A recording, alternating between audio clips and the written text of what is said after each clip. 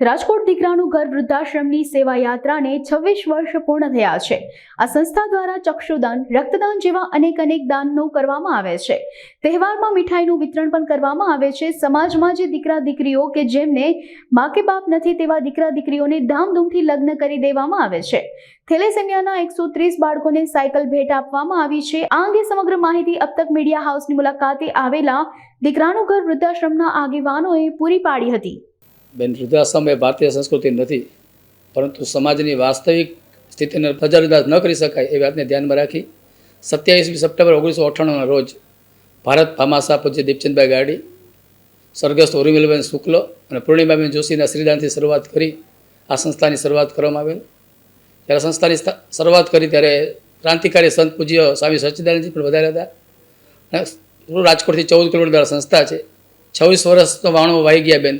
સમાજમાંથી ખૂબ સહકાર મળે છે। અમારા ધાર્યા કરતાં પણ વધુ સહકાર મળે છે। અમારી ક્યારેય પણ કોઈ પ્રવૃત્તિ પૈસાના વાકે કે સમાજના સહકારથી અટકી નથી।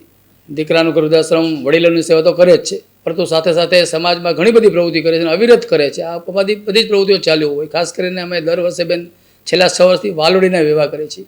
માતા પિતા વિહોણી દીકરી હોય કે પિતા વિહોણી દીકરી હોય એના સરસ મજાના જાજરમાં લગ્ન કરીએ છીએ। એ રીતે દર વર્ષે બેન અમે દીપચંદભાઈની સ્મૃતિમાં દીપચંદભાઈની હયાતીમાંથી ગાડી એવોર્ડ આપવાની શરૂ કરી। સમાજના વિવિધ ક્ષેત્રના લોકો છે, સમાજ માટે કંઈક કામ કરે છે, ઘસાને ઉજળા થાય છે, આવા ઘર દીવડાઓનું સન્માન કરીએ છીએ।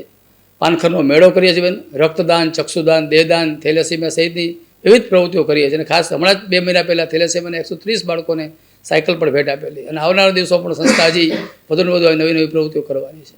ખાસ કરી યુવાનોને એટલું જ કહીશ કે તમારા માતા પિતાની સેવા કરજો, વડીલોનું ધ્યાન રાખજો। વડીલોના આશીર્વાદથી તમે જીવનમાં ખૂબ સુખી થશો। વડીલોને ક્યારેય દિલ દુભાવતા નહીં એ સૌને વિનંતી કરશું બેન। આજે બેન આ વર્ષે પણ વાલોડીના વિવાહ 29મી ડિસેમ્બરના રોજ યોજાવાના છે।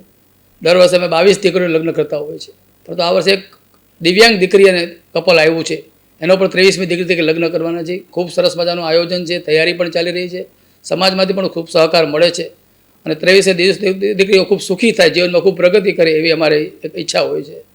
ના, આપણી પ્રવૃત્તિ રાજકોટ સેન્ટર પૂરતી જ હોય છે।